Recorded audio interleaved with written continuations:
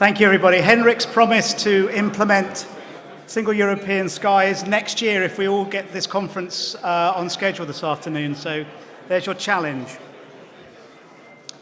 Okay, thank you, everybody, for coming back promptly. Thank you to Embraer for sponsoring the lunch we've all just enjoyed. I think that's very nice. And the first of two sessions this afternoon will start in a few moments. So we pushing the limits on sustainable aviation policy making in Europe. But before we do, we're just going to run a short video which is highlighting recent actions by A4E members and a look ahead at how they're investing in initiatives to support the EU's climate change goals. So roll VT, please.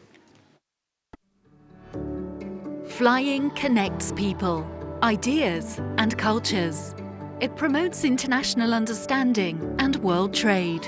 But like other modes of transport, it has an environmental impact.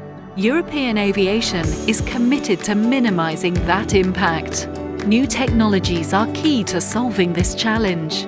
Sustainable aviation fuels, or SAFs, offer promising results. By using SAFs, airlines could reduce their CO2 emissions by up to 85% compared to current fossil fuels. The main obstacles to their large-scale use are availability and cost, leading many A4E airlines to take the initiative. For over a decade, the Air France-KLM Group has pioneered sustainable aviation fuel development, with Europe's first SAF production plant set to open in 2023. IAG is investing $400 million in SAFs in the next 20 years. This includes British Airways' collaboration with Velocys to build Europe's first plant that turns household waste into sustainable fuel, producing 70% less CO2 than fossil fuel from 2024. EasyJet is partnering with both Airbus and Wright Electric to produce an all-electric short-haul aircraft of the future. And whilst all this work offers a long-term solution to the CO2 problem, a quicker solution could be found in the implementation of the Single European Sky, which would lead to an 18 million tonne reduction in CO2 emissions per year. A4E airlines are investing over €169 billion in greener aircraft technologies over the next decade to ensure that Europe's ambitious environmental objectives can be met. Until future technologies are available, EU airlines will continue to offer passengers the chance to offset their CO2 emissions in verified carbon reduction projects, while others are offsetting emissions on behalf of all their passengers. Lufthansa's Compensate allows travellers to offset their carbon footprint by investing in SAF use on future flights. The fact is, airlines have spent decades investing in sustainable initiatives. We are committed to decarbonising aviation as fast as possible. Our success, however, is dependent on the EU's development of smart policies. We know that the future of flying is sustainable, so let's fly there, together.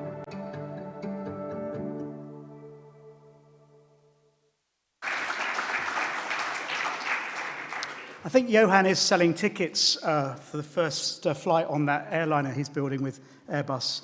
And he takes all usual payment methods. He's in the corner if you want to book a flight.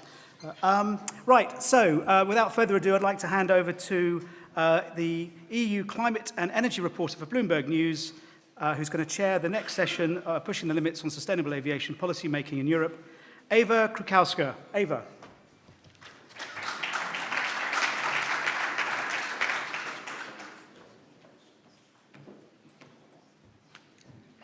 Good afternoon, ladies and gentlemen. I have the pleasure of moderating a very interesting panel,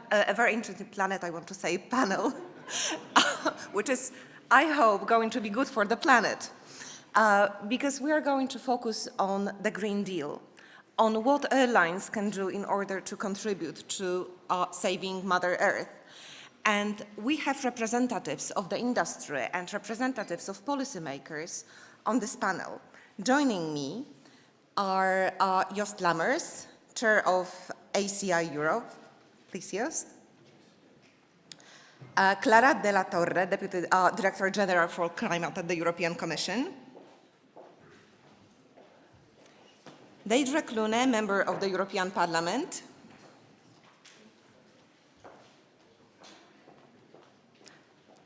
Topi, CEO of Finnair.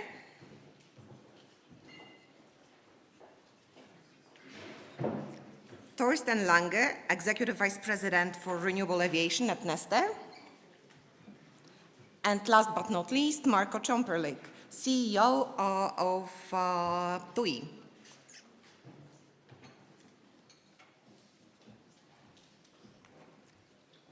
Thank you so much. The moment of this conference couldn't be more timely, with the European Commission planning to unveil the draft climate law on making the 2050 goal of climate neutrality a binding one. And without wasting much time, because we have only 45 minutes, maybe I will start with Thorsten. Renewable fuels. That is something that is broadly seen as the most viable way to reduce emissions, because we are not going to reduce the number of flights in the future. On the contrary, they are going to increase. So if you could tell us something more about your business, about how important this sector has become, and what policymakers can do in order to facilitate that, in order to make sure that we have more renewable fuels in the future. Yeah, thanks, Eva. That's a very broad question, to be honest, and difficult to be answered in just a few seconds. First thing I would like to say, because I haven't heard that sentence today at all, is our problem is not flying. Our problem is to reducing the greenhouse gas emissions. And I think that's what we're here all for. And I heard a lot of things about what is needed, what is not needed. Me coming from the airline industry and have been working for fuel procurement for 18 years, I think I know pretty well what the airline industry needs and where it can be of help. And we really have to appreciate what the airline industry has been doing so far with all the efforts they made. But what we see is they're coming to a limit. Technologically, we're coming to a limit, even though all the producers, all the OEMs are making really, really big and costly efforts to improving the situation, it somewhere comes to a barrier. From the other side, we do see that there's a lot of things around ETS and CORSIA, things on the compensation side that is also part of the equation, and that is required, but it leaves still a big gap in the middle. And that middle has to be filled, from my perspective, with alternative products. And remarkably, we're all moving now from renewable into sustainable aviation, which I find a much better wording, because it's about sustainability and it's about things that we may also not want to renew, like municipal waste. You know, we have enough municipal waste, which will be part of the equation, but that will have to be used in future as well, and this is by definition not renewable. So sustainable aviation fuel should be the wording of the future. The industry is still small and needs to grow, definitely. We heard about, or maybe we haven't, but the overall consumption in the world of fossil fuel is more than 300 million tons a year. And if you just look into the 2% goal that IATA, that the industry has given itself, we were talking about 2%. So you do the math. We're talking about 6 million tons of sustainable aviation fuel that we would need until 2025. We are not there yet. We made a lot of efforts, and although it might sound a bit strange from a producer, but I really embrace competition. I would like to have more people and more companies being brave enough to invest. And having said brave, it certainly comes with a risk.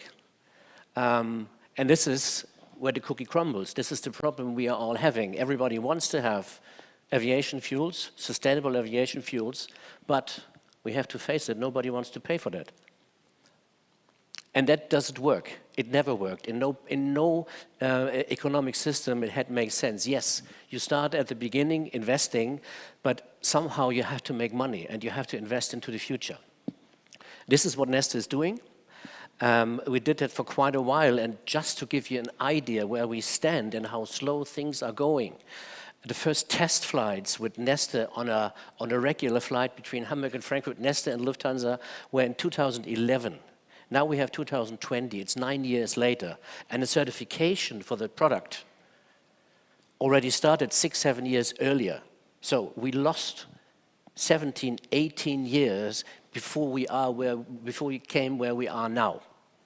And I would hate, and we cannot afford to wait another 18 years to have the volumes available that we want. So we have to make a brave step, and we have to encourage all stakeholders, and that means airlines, that means airports, that means the policymakers, and that means the producers, to invest and to being part of the equation. NESTE alone, if you just have an idea, I was talking about the 6 million that we need. Currently, we only have not even 100,000 tons available. It's a drop in the ocean. It will be more in 2 years when we might be talking about 1 to 1.5 million. But that still leaves a gap of 4.5 million that we have to fill, provided we're not growing any further, which is a lot. Why don't we have more? There's 2 reasons. First is the technology. Currently NESTE and one competitor is working on a so-called HEFA technology, where we're only using waste and residues to producing our sustainable aviation fuel. And for the other technologies, unfortunately, we have to wait a bit.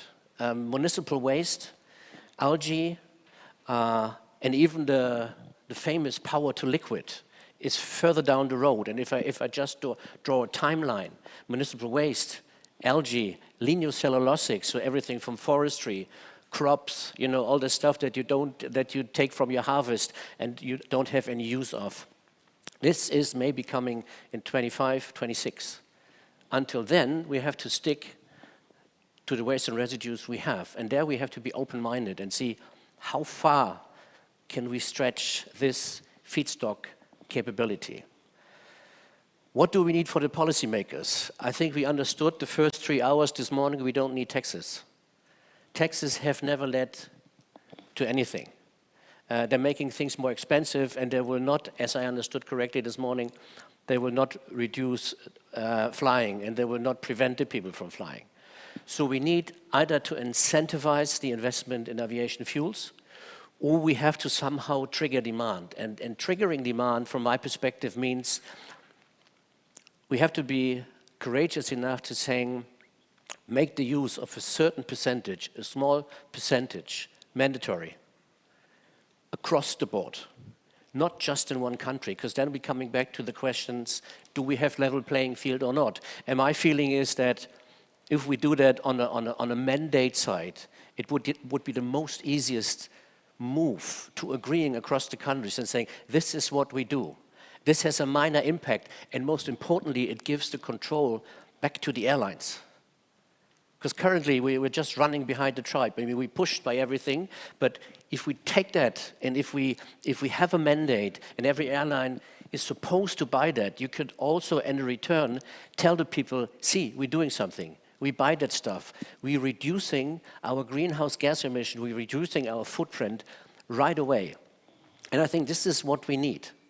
And this would encourage more investors to come and to build infrastructure, to producing more. Because again, I remind you, if everything goes well and we continue, then we are a quarter just of what we need. So there's room enough for another 75% or even more, to help the industry to be more sustainable and to have a tangible good that people would understand, because they don't understand. And there was earlier the discussion about, well, you plant a tree and in 30 years it would maybe we would benefit from that. With that stuff, with that little drop, you could show your passengers, you could show the public sector, here is something that would reduce your impact immediately. Not by 100% though, because the industry is very honest. It's just 80 because you have production, emissions that have to be taken into account. But I think 80% is a lot. And with the help of all the stakeholders and the policymakers being brave enough to saying, okay, we implement something that would trigger the demand, we would be a big step forward. Following up on what you said, that the industry needs to cooperate, Jost, airports, you have a very, very ambitious pledge, pioneering a very bold approach of reducing emissions from airports to net zero. Could you perhaps tell us a bit more about it, where you are now, how many airports are participating, and what does it really take for an airport to go totally net zero emissions? Thank you very much also to Airlines for Europe and to Thomas and his team for having us here, for inviting us. ACI representing more than 500 airports in Europe, so we are really happy to be here to be part of this very important discussions. And coming to your question, I mean, I think maybe it's worth to give some fast facts, just some insight. I think ACI, European airports, have a very, very long and strong tradition already for decades to deal, at the end of the day, with sustainability, with environmental impacts of our airports, with noise, with air quality. So I think this is very much something we have done since decades. And if today you look at the focus, it's all under the umbrella of sustainability. But what I want to say is, I think we have there really a long tradition already to dealing with our local communities, with our neighborhoods. And also that is something we invented already then 2009, so more than 10 years ago, with the first scheme already, before anybody was talking so much about climate change, on the airport carbon accreditation program. It was a program and a scheme developed and implemented as a self-commitment of the industry. And European airports, I think, were very successful with this scheme. It has several levels where you monitor yourself and you are, of course, also measured. And that scheme today has 148 airports in Europe, representing more than 65% of the total travelers and passengers at the airports in Europe that are part of the scheme, having reached mostly the higher end of the scale of the levels. Actually, we have right now 51 airports who are carbon neutral, and that is what we again defined already 2009 as a commitment, as a self-commitment, and it was really, I think, really successfully rolling out, not only within Europe, but also could convince our partnering regions, ACI, World, and other regions. So I want to say, with this very, very strong experience, I think we also realized a year or two ago it's not longer enough to talk to the local communities about these issues, but our communities are nowadays national, are supranational, are global at the end of the day. So it has changed a lot, I think, in the last 1 or 2 years. And that's why also, again, we've considered ourselves to be front runners and to set something really, as you said, ambitious, but we gave it really as a commitment. So to say we go now from carbon neutrality, where you still have a chance to offset the ultimate percentages, to go really to a net zero commitment. Also, this was implemented as a commitment June 2019, I would say ahead of other players joining the industry.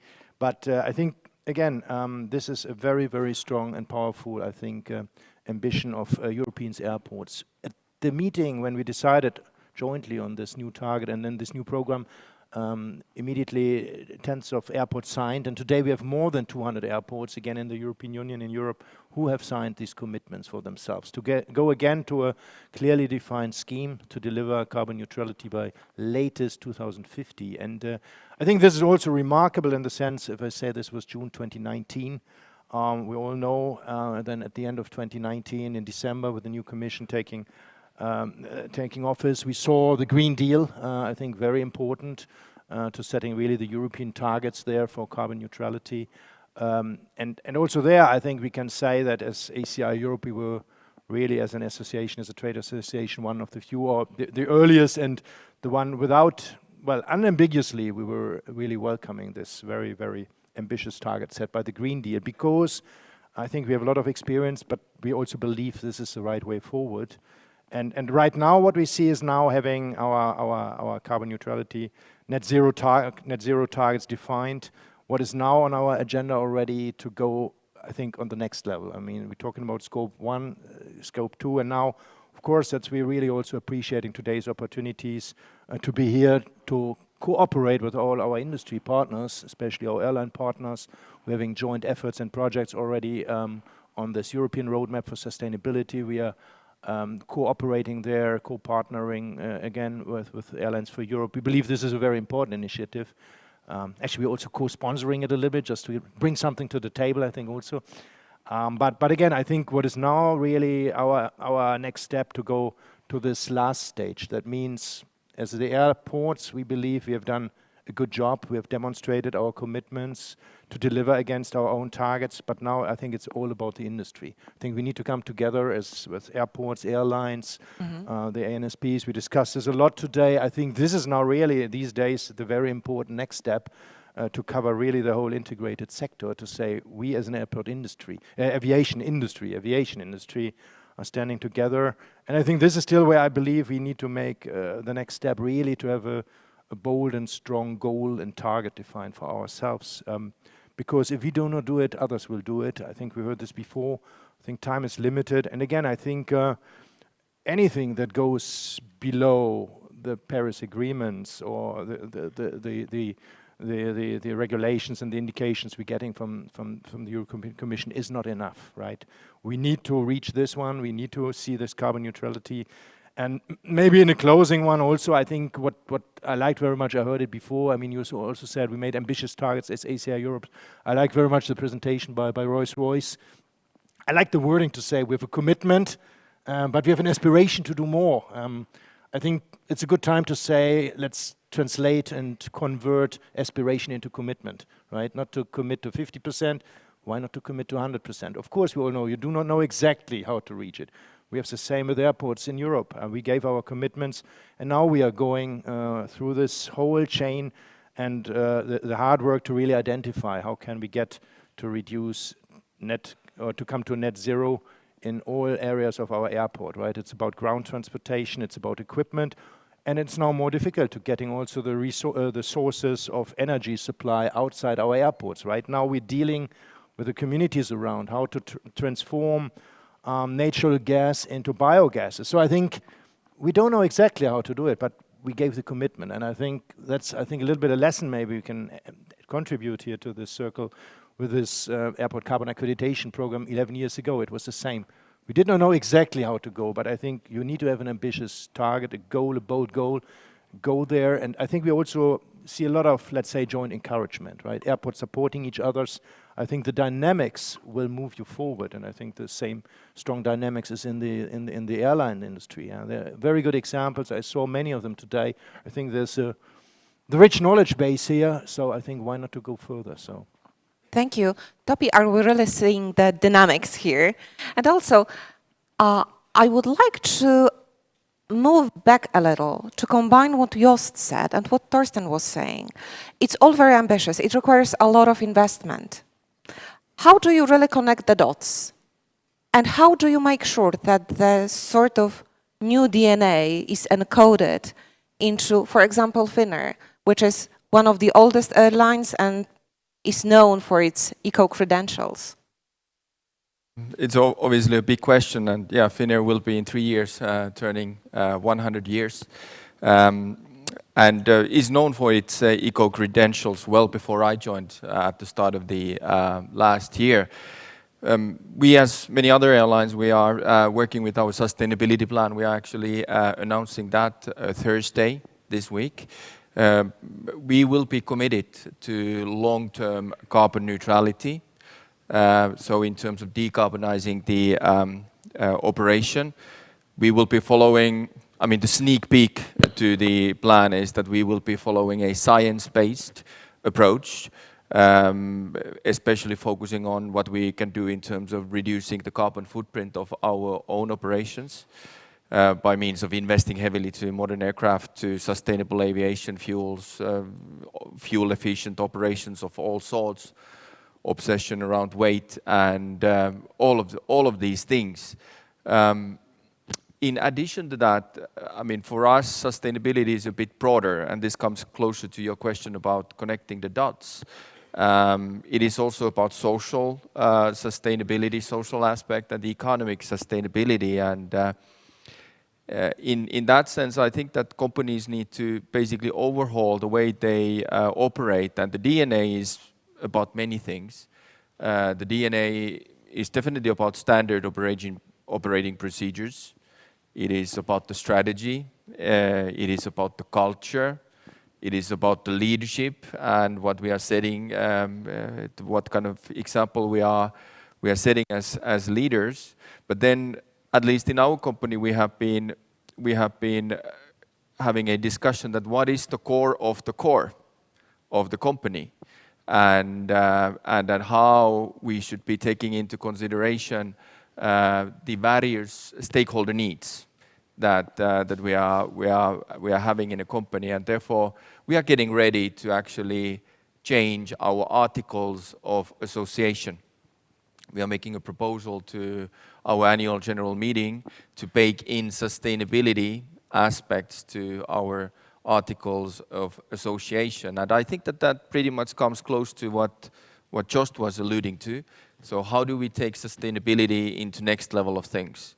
And how we, at the same time, are holistic and integrated in terms of the sustainability plan. How do we raise the ambition to the next level while staying at the implementation mode, so that we actually can ensure that ambitions turn into targets, targets turn into plans, plans turn into actions, and ultimately actions turn into results. Thank you. Clara, if I could pick your brains on that, how to turn that into action. What is the Commission planning to propose? Is it going to use a policy stick or a carrot, rather, to encourage the green shift in aviation? Thank you very much. First of all, thank you for inviting us to this meeting, because it's very timely, and it's a sector which has which contributes a lot to our economy, and has a lot to contribute to the climate policy as well. So thank you for that. What is the Commission doing? I think you've heard Mr. Hololai this morning. I'm sure he told you many things.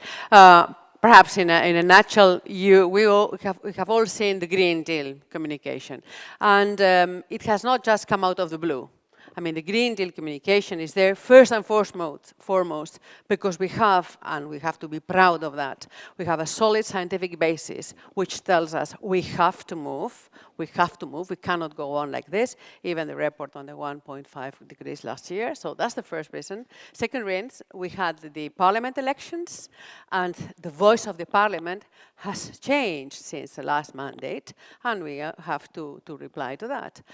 And third, we have the citizens, which have become much more aware, climate aware, environment aware, and are calling for more responsible action from all of us. So we've seen the communication on the Green Deal. What is the main thing there? The main thing there is telling us there is no rocket science yet, but is giving us a roadmap of the things that we have to undertake together to reach the climate neutrality that our President has set as the main objective of this Commission, and, very importantly, Europe being leader in the world for that. Tomorrow, the Commission will be adopting the climate law, so we will see how it looks like, but it is clear, as it was announced, that the target of climate neutrality to 2050 will be there. We have also seen in the political guidelines that the Commission is going, and we know that if we go on as we are now, even if all the legislation, all the national plans, everything is implemented as foreseen, we will not reach climate neutrality by 2050. This is why we are setting in motion the work to reinforce our targets for 2030. And for that, we are undertaking now a deep analysis of the economic consequences of a certain number of scenarios, and very importantly, to build the knowledge base that we need to see which is the policy mix that we need. Do we need taxes? Do we need more ETS? Do we need both? Do we need to change standards? Do we need to invest in here and there? And this is what we are preparing the path for next year, putting forward precise legislation to increase our ambition by 2030. And last but not least, in a very big picture, we are preparing our way to the COP26, because we know that we cannot, I mean, we have all ratified the agreement, and we need to get there with a clear message of ambition, Europe, a clear message of ambition, of unity of the European Union, and therefore we have to put in motion all what is needed to get there with our long-term strategy, which has to be agreed by all. You know that the objective of 2050 neutrality has been backed by the European Council last December, and on that basis we are proceeding. Following up a bit on that, I do not expect the EU climate law tomorrow to decide on free carbon allowances for airlines, but President von der Leyen said already in July that she intends to cut the number of free permits for airlines in the ETS. Could you perhaps tell us more about it? We are also launching work to revise ETS. As you know, the ETS directive foresees that it is revised and linked also to the CORSIA calendar. And so we are working on doing precisely the impact assessment to see how we revise the ETS. And the issue of auctioning more allowances and therefore giving less free allowances is linked to the issue of the carbon border protection mechanism, because it is clear that we are not going to protect the same thing in two ways, because it's against international law. So again, what we are looking there is at what is the scope of ETS, what do we do about the free allowances, and how does it articulate with the new realm of ETS, which our president also announced in her mandate that she will be revising. Thank you. And Marco, Clara said that a lot has changed in the way that average citizens see what is happening, that people are becoming more aware of the risks linked to climate change. How does it affect your industry?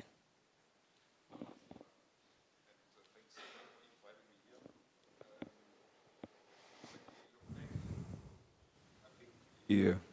We have in TUI, as a vertically integrated tourism company, we operate 400 hotels, 150 aircraft, and 18 cruise ships.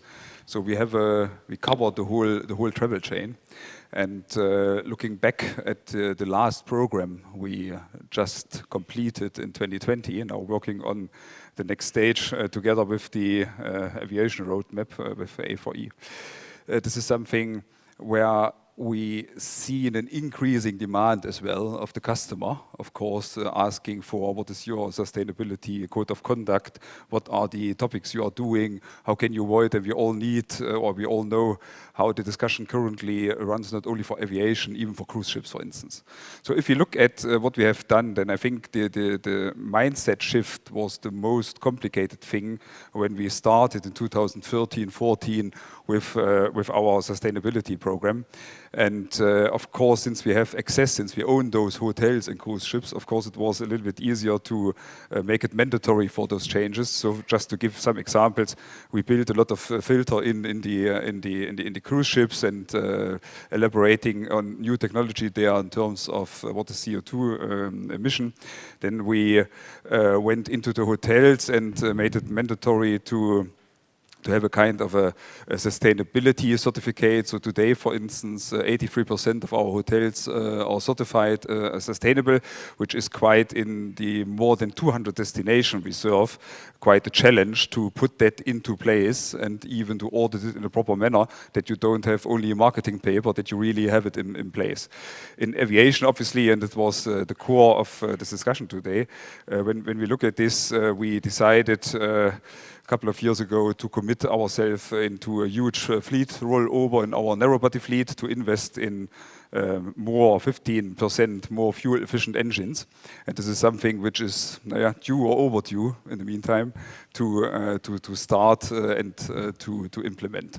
So, and in due course, of course, when the discussion about environmental protection, about sustainability is increasing, we as TUI, we actually appreciate this discussion because we see it as a big opportunity for us as well to make the difference. So what we are working now is in the direction of 2030, 2050, as I said, in alignment with the airlines. And I think the biggest topics which could help, coming back to our theme today, is of course making the simple steps, because we need to face reality.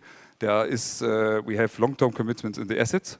We have, of course, engine, as we've seen today, several occasions, even the Rolls-Royce discussion, which will last for the next 10 to 20 years, depending on the usage of it. We have currently a supply issue for the sustainable fuel, so we need to invest there. And I think the politics can really help us in doing the simple steps like single aviation, single European sky, in the one hand, which reduces the scheme or the, let's say, footprint by 10% we produce from aviation point of view.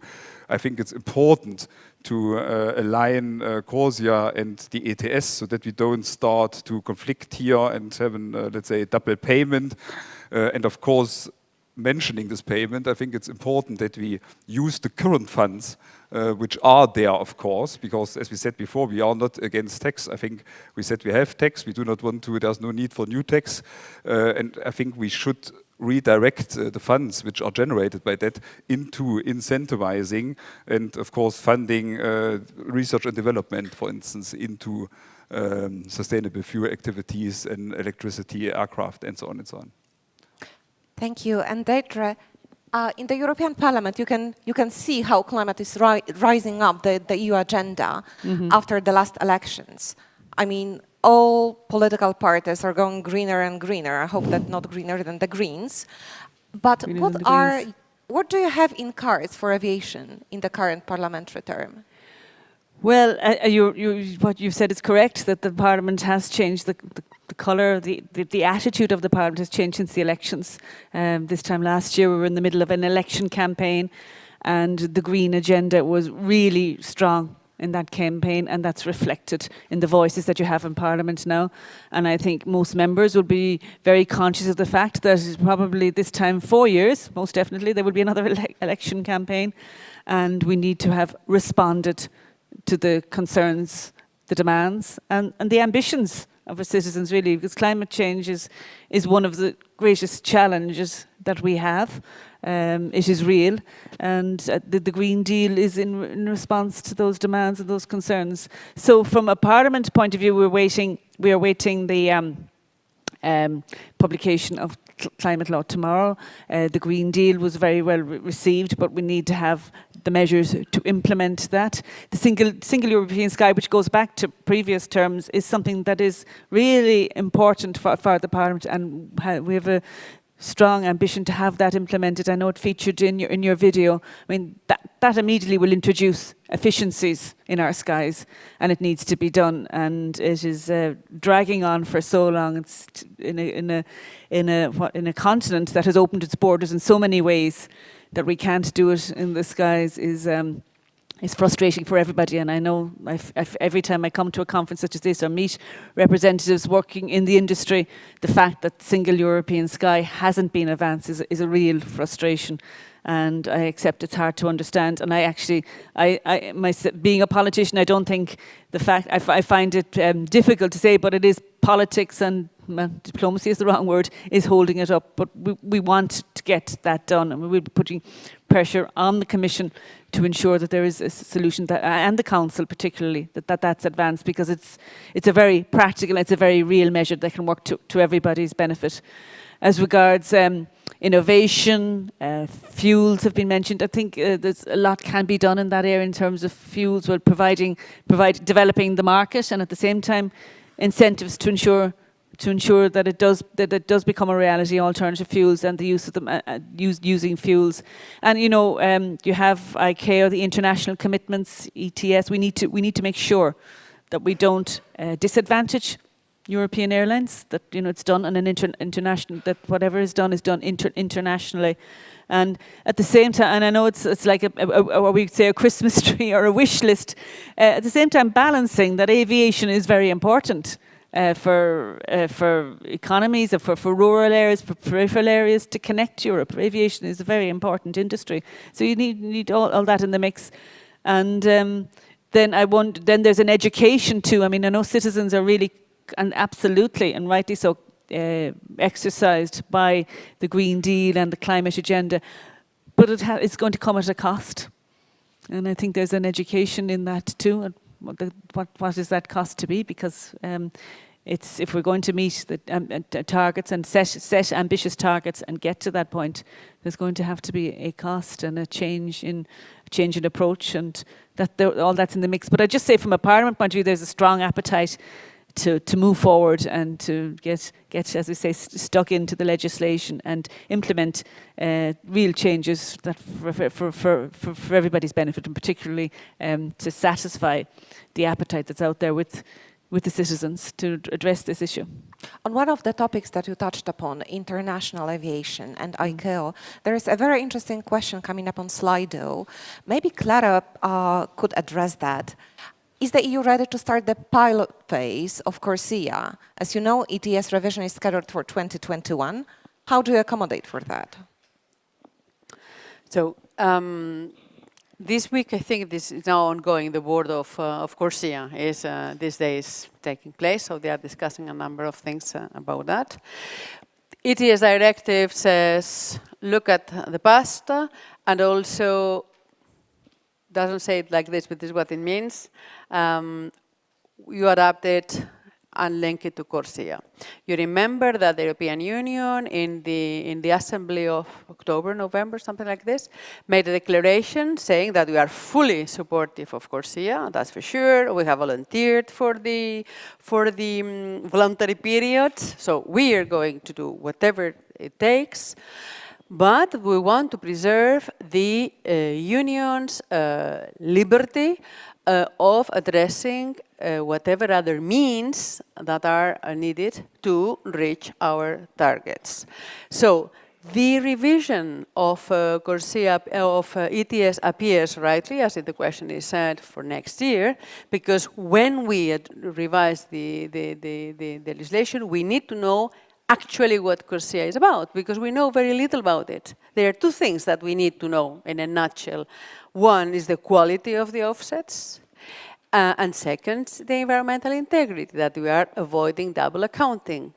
Once these two things are clarified, I think we would have made a big step forward and make sure that we have a fully fledged ETS system, which is perfectly compatible and supporting CORSIA. So that's the Commission's views. Thank you. And another question, I guess, for Topi and for Thorsten. On sustainable aviation fuel, the EU blending mandate with current low supply in Europe will only increase the price of sustainable aviation fuels, right? Absolutely. So, I mean, if we look at the biofuels to start with as part of the sustainable aviation fuels, I mean, as Thorsten was alluding to, it is the drop in the ocean for the time being. And I think that one of the root causes in this one is, and the root enablers for the eventual scaling of biofuels and a little bit later e-fuels, is that we innovate. In terms of biofuels, we need to innovate with the raw material base, expanding the raw material base. And in order to get that going, I think that it would be good to get innovation support. It would be good to get the holistic integrated industrial policy around sustainable aviation fuels. And what I fear is that if there would be a blending mandate, the only thing that would be happening is that it would be shooting up the price.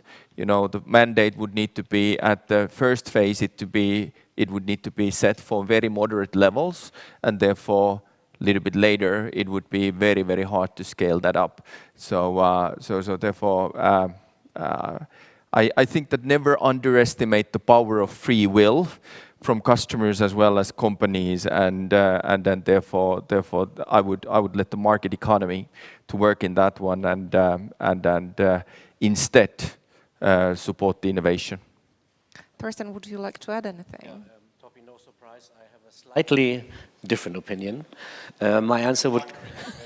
But on this one we differ. So. Well, it's good, you know, sometimes to disagree, to find common ground then. I disagree, anyhow. It will not lead to higher prices, but it will lead to certainty. And this is what we need. You know, there was another question that dropped down the list asking who would invest. That's the question I had at the beginning. If you cannot encourage people by providing certainty in investing, we will never get to that point. And even though we have a scarce resource, we're doing business already. And we will not, let's say, go to the sky and rocket the prices. Certainly, we have to make money, because what I forgot at the earlier stage is not only that we have to entertain the production we're doing now, but we're also investing in R&D. 70% of our R&D budget is going into evaluating the value of new raw materials. And all that you have to finance. And it will not lead to higher prices. In fact, the opposite is the case. Once we come to scalable results, and those we will only have if we are able to kickstart the business, then the prices will slowly come down. I mean, I'm not sitting here, I cannot make any promises, but certainly, I mean, this is the principle of every economy. You invest, but you also need the help to be encouraged to invest, certainly with a certain risk, but then you go slowly down. That's my opinion. What we have to do is we have to educate people. What is possible? What is it all about? What is that waste and residues? Do we have it or not? Because if you go out now, you still see people who don't even know in the aviation industry what we're talking about. The fuel procurement people, even the people in sustainability, they're mixing up power to liquid, municipal waste, algae, at best you mix it all at once. They don't have a clue about specification, about all those things. Educate them, give trust, but also provide certainty to investors to produce is the key answer here. Just to continue on that one, I think that when we look at the sustainable aviation fuels, we need to look at that there are many different categories. Biofuels are one, but as stated, power to liquid, power to X, waste to liquid, all of these things are there. And I think that the general principle should be that, you know, the most cost-efficient solution should prevail in this one. I mean, if you extrapolate the whole question to the size of the planet, then I think that this principle will be extremely important for the whole planet to address the climate change. And therefore, I think that we need this sort of more holistic, sustainable aviation fuel plan, and as stated, as the first step to support the innovation to scale it up. Thank you. And before we move on, we have an open question poll for you that I hope will be visible on the screens in a couple of minutes. Yes. What is the share of aircraft aged less than 5 years in the EU? Take your time to answer. And in the meanwhile, I will open the floor to questions from the public. Does anyone want to ask our panelists? I don't believe that there are no questions. Don't be shy. Or if you prefer to ask a question online, we'll move to another one. Yes, please. Do we have a microphone here?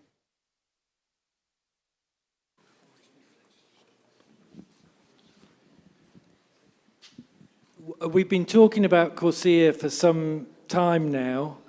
Ian Taylor from Travel Weekly London. We've been talking about Corsia for some time now, and obviously the airlines have been asking the European Union to withdraw the ETS once Corsia comes in.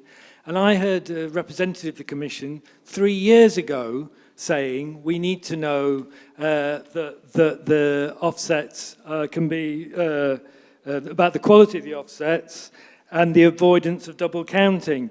And I'm mystified as to why these questions haven't been answered 3 years later with the system about to come in. It suggests there aren't answers, otherwise the EC could be looking realistically at what it does with the ETS. So is it possible to address those questions, and if not, why not? Clara, would you like to answer that perhaps? I mean, this is a question that should be addressed more to Corsia than to ourselves. I mean, this week, I understand, but Henrik, help me if I'm wrong, they are discussing, among others, the criteria that the offsettings have, of equality offsettings have. So this is being discussed. I will not enter into the rhythm of the works of ICAO, but they are what they are. So a call here is that all of us union and the member states that are members of CORSIA, we push so that we have clarity, and these questions, which our colleague is very right in saying are long-standing, these are not new questions, are addressed properly. Thank you. As you see, the average age of EU fleet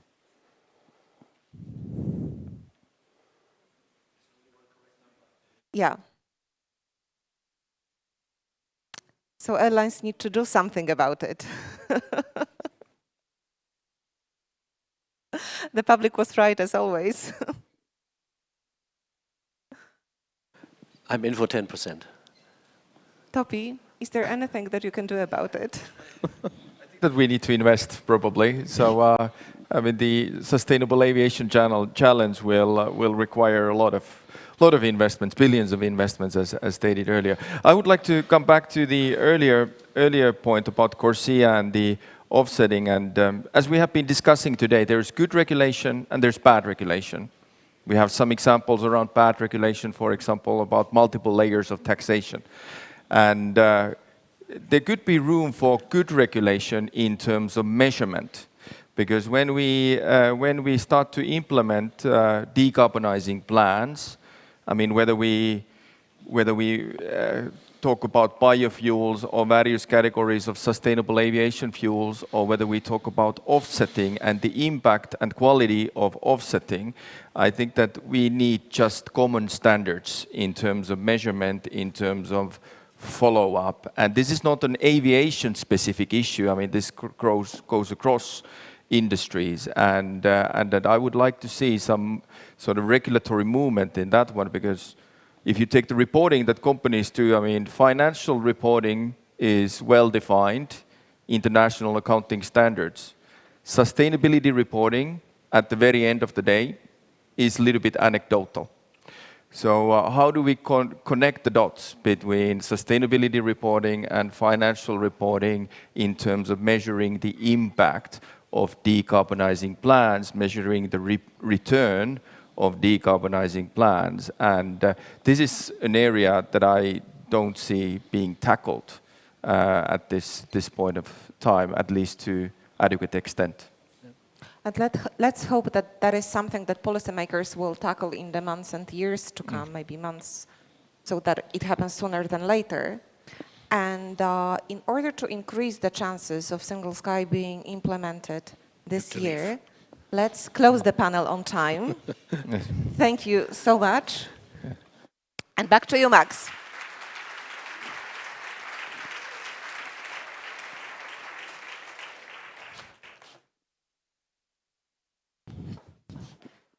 Let's go to Mike. Thank you.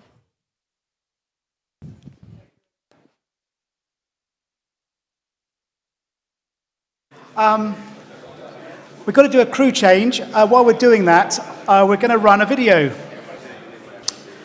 We all know that climate change is a fundamental challenge of our time. The public expects urgent action from businesses and government, and there is a particular focus on carbon emissions from flying. With that in mind, IATA is bringing together the entire industry, from airlines to airports, and from OEMs to ANSPs, for its Fly Aware initiative. So on behalf of IATA, we'd like to set the scene for today's CEO discussion, which will be in a few minutes, with this video introducing the initiative, and I'm going to be very social here. Sorry, Michael, I know you don't like social media. #FlyAware. So roll video, please.